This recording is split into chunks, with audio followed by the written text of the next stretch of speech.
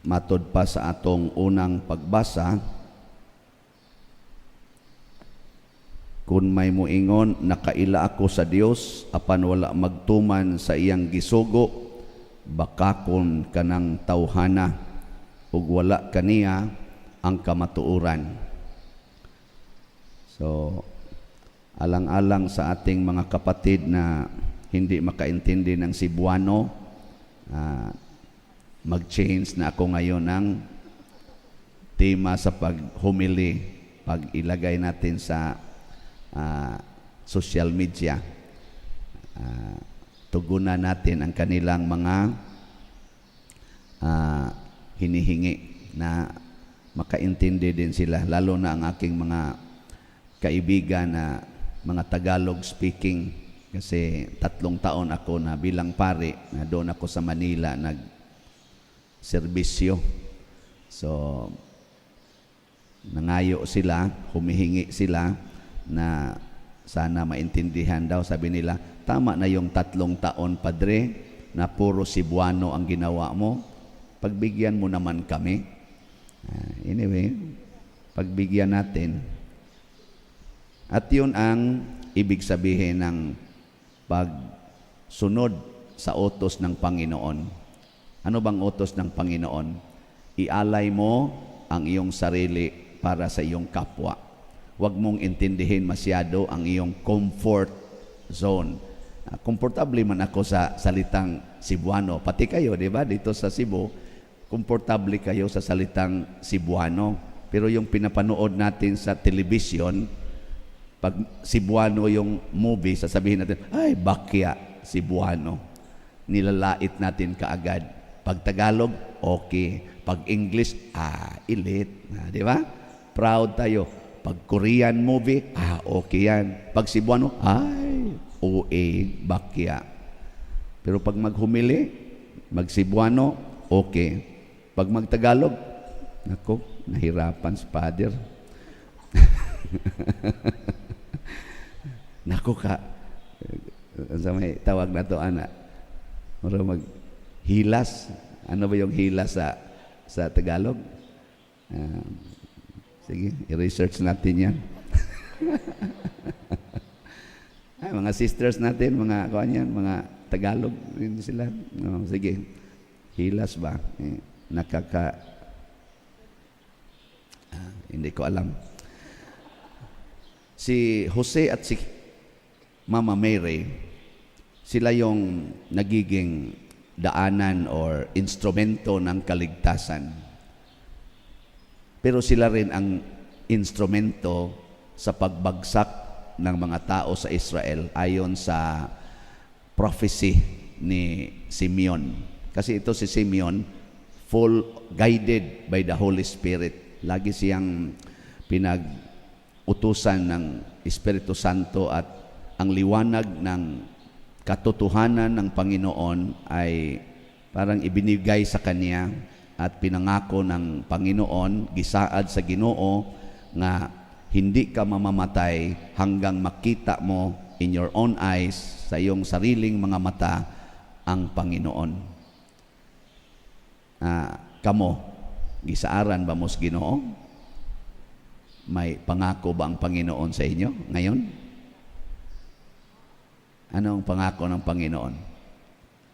Na makita ninyo sa sarili ninyong mga mata, na makita ko sa sarili kong mga mata ang kaligtasan sa sangkatauhan, ang kaluwasan sa katauhan. Niya, nakita na ninyo? Sige, lingian na imong tupad. Tanungin mo yung katabi mo. Tanungin mo, nakita mo na ba ang kaligtasan mo? Nakita na nimo imong kaluwasan? Oy, usually hindi natin nakita. Anong nakita natin at hinahanap natin palagi? Ang pera, ang ating comfort, ang ating pleasures in life. Ang hinahanap natin, bahay at lupa, sasakyan. Ito ba ang kaligtasan? Sa tingin ko hindi. Ano ito? Mga hadlang sa kaligtasan, mga sagabal sa ating buhay. So yung maraming mga bahay, malaki yung pera, amount ng pera, maraming mga sasakyan, sila yung mga tao na ang daming inaalala sa buhay, iniintindi, or anong tawag niyan? Mga kuan ba, mga pressures in life. At tingnan mo yung tao na simple ang mukha. Yung wala bang binabago masyado sa kanyang mukha, sa kanyang sarili. Simple. Parang relax siya. Tingnan mo yung tao na ang daming mga ginagawa sa buhay niya, mula sa buhok hanggang sa paa, yung mga kuko, binabago-bago. Ang dami niyang iniintindi at minumonitor ba? Sige na itong monitor hanggang hindi na tayo mapalagay. Marami na tayong concerns, mga worries in life. At yun ang pinapakita ni Mama Mary at ni Saint Joseph. Anong ginawa nila? The only treasures, ang nag-iisang kayamanan na minamahal nila sa buhay, ang kanilang anak na si Jesus. Pumunta sila sa templo at inalay nila sa Panginoon ang nag-iisa nilang anak. Tulad rin ni Abraham, di ba? Si Abraham, ang nag-iisa nilang anak na si Isaac, nung inutos ng Panginoon, ialay mo yan sa akin, dinala niya at inalay, inahandog sa Panginoon, patayin at sunugin. O kayo, ialay ba ninyo sa Panginoon yung pera na dala ninyo ngayon? Yung pera lang muna nasa bulsa ninyo ba, ialay ba ninyo sa Panginoon? Sige. Iba, walang sagot. Oy, marami tayong, ang pera ko ay para ito sa aking pagkain, para ito sa aking, kahit ano, sa akin. Pero pag gusto mong magiging daanan ka ng kaligtasan, sa kaluwasan, mahimo kang instrumento sa kaluwasan, ihatag ang imong bahandi ngadto sa uban.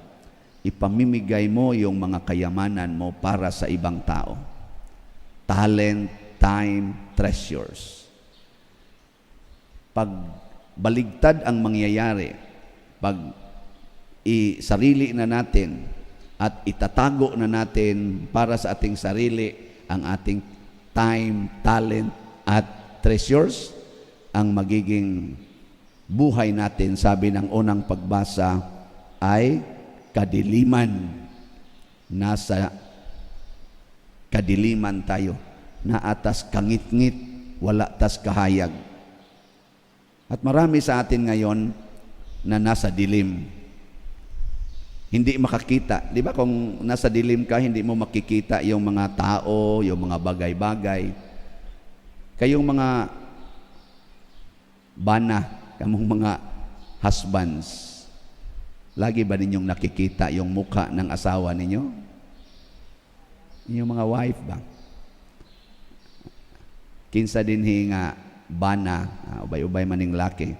Sino sa inyo mga husbands dito na laging tumitingin at tinititigan palagi ang mukha ng kanyang asawa? Taas ang kamay. May isa dito. May nag-dare, no? Sige. Balik, dito na naman tayo sa kabila. Kayong mga asawa, mga wife, sino sa inyo dito na laging tumititig at nakikita niya palagi ang mukha ng kanyang asawa araw-araw? Taas yung kamay.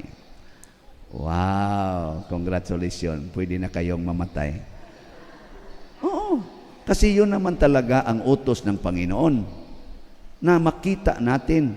Ibig sabihin, pag tumitingin ka sa mukha ng iyong asawa, makikita mo ang kaniyang mga pangangailangan. Sa mukha pa lang, makikita mo na kung ano yung kailangan niya sa buhay. So, mapaglingkuran mo kaagad. Imo da yung maalagaran. Pero kanang asawa nga, ang iya radyong kaugalingon, ang iyang gihunahuna, yung iniintindi niya ba ang kanyang sarili? Pati husband niya, makalimutan na niya, husband pala niya yon. Akala niya, anak na niya. So ang kanyang gagawin, galit, salita ng salita, para ng estudyante, kung maestra ang asawa, ang husband niya, para ng estudyante. Pag ang husband din, manager sa isang kumpanya, ang tingin niya sa kanyang asawa, para na rin kanyang utusan.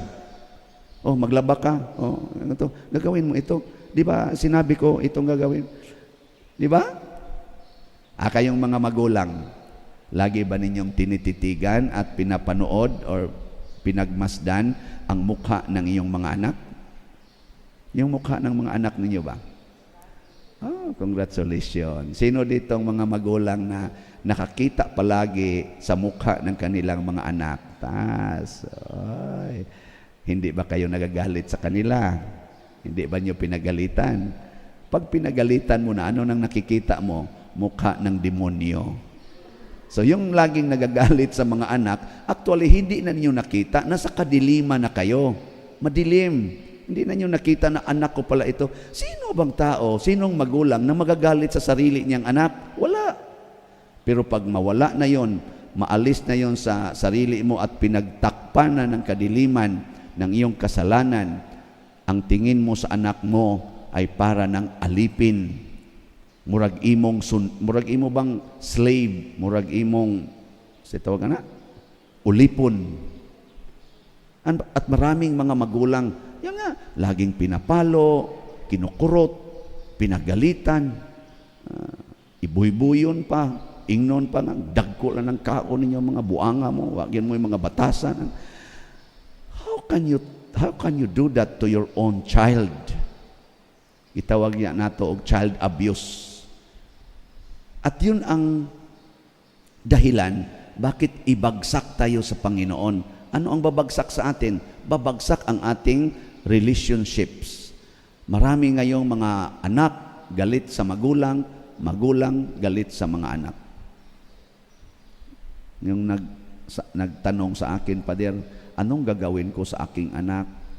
Para bang ang lahat ng gusto kong gagawin niya, ang sinasalungat na niya lahat. Gusto ko mag-asawa siya ng Katoliko. Ngayon, ibang relihiyon ang kanyang girlfriend at gusto na daw niyang pakasalan. At ayaw na talaga niya pag magsalita ako, Dong, hindi yan pwede. Katoliko tayo. Nasa simbahan ako naglilingkod. Pero hindi na talaga nakikinig sa akin. Ano bang gagawin ko? Sabi ko, hayaan ko na lang siya. Ako, hindi. Mahalin mo siya. At kanang hinumdumi ba? Katong i-recall yung maliit pa yung anak mo. Ano bang binibigay mo sa kanya? Baka yun na ang bunga sa binibigay mo sa kanya noon. Hindi mo ba siya laging kinokontrol?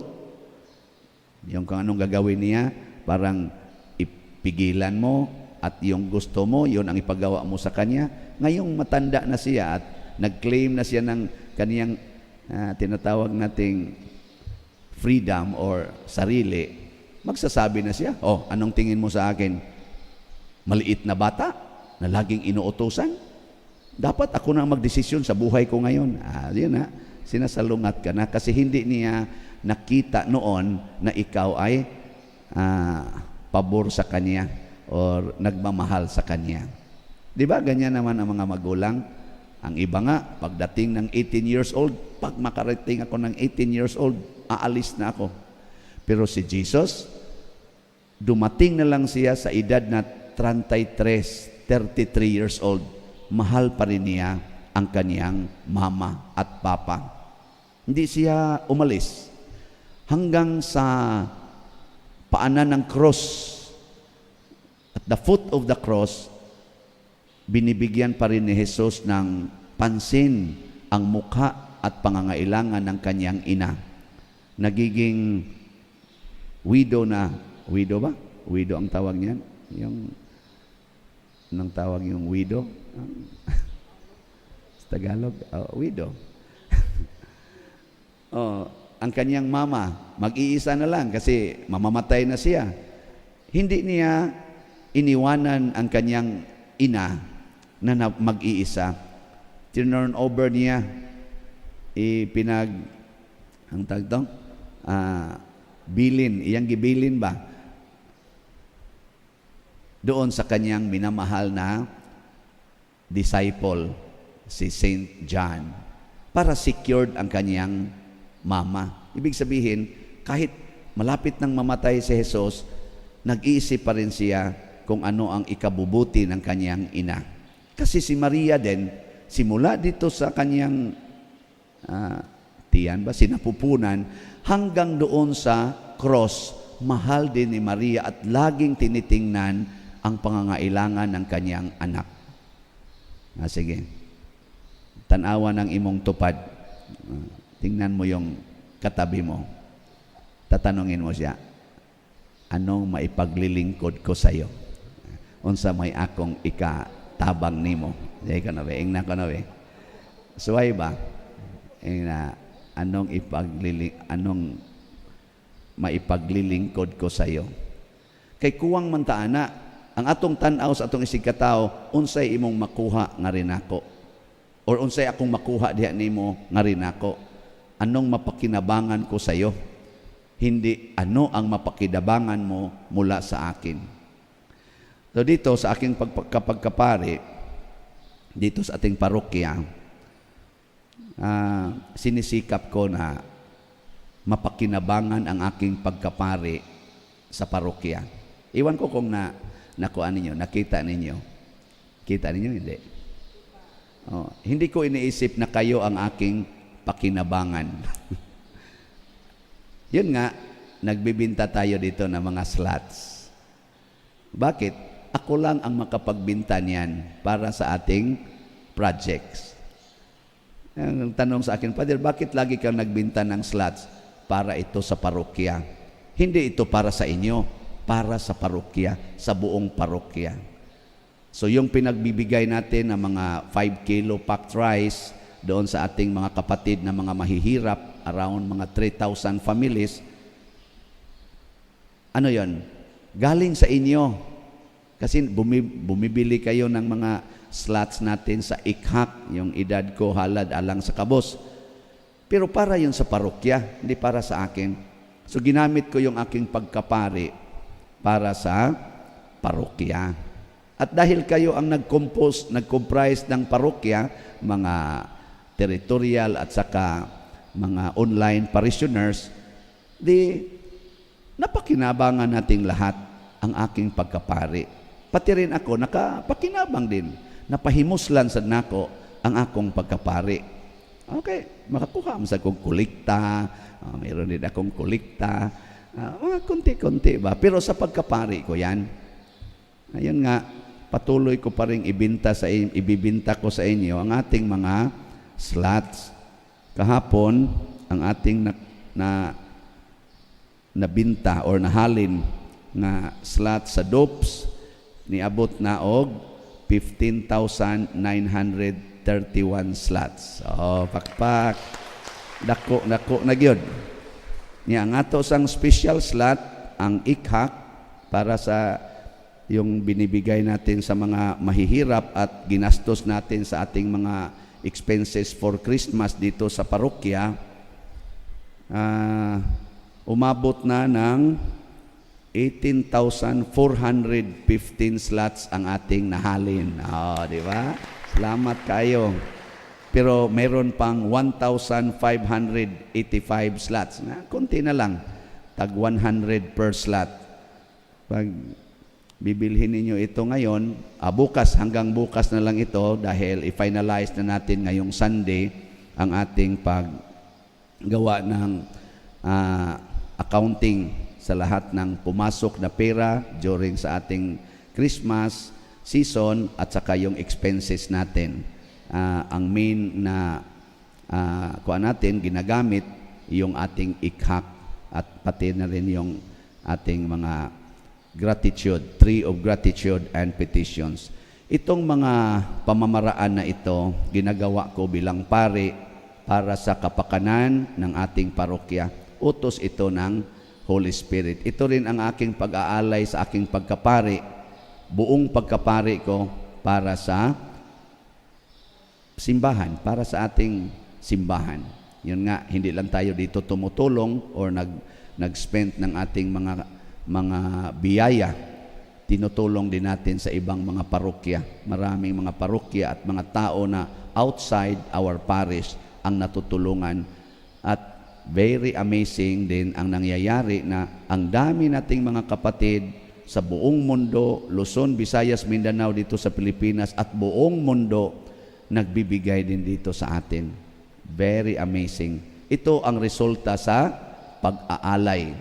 Yung mag-aalay ka ba sa iyong buhay para sa iba, babalik yan sa iyo at maipamigay mo pa sa maraming mga taong nangangailangan tulad ng nangyari ngayon dito. Maraming gumagawa nito, yung mga santo natin, sila si Mother Teresa, St. Francis of Assisi, at ito ang gusto ng Panginoon, na magiging instrumento tayo sa kaligtasan. Daluyan ng kanyang biyaya, hindi hadlang dahil sa ating kasakiban. Pag mapagbigay tayo sa pangalan ng Panginoon, bibigyan niya tayo ng mas maraming biyaya dahil alam niya marami ang makapakinabang nito. Tulad ni St. Joseph, Mary, and Simeon, lagi silang nag-iisip sa kaligtasan ng Israel, ng people of God. So yun din ang ating dapat isipin palagi at mawala ang mga kadiliman sa ating buhay.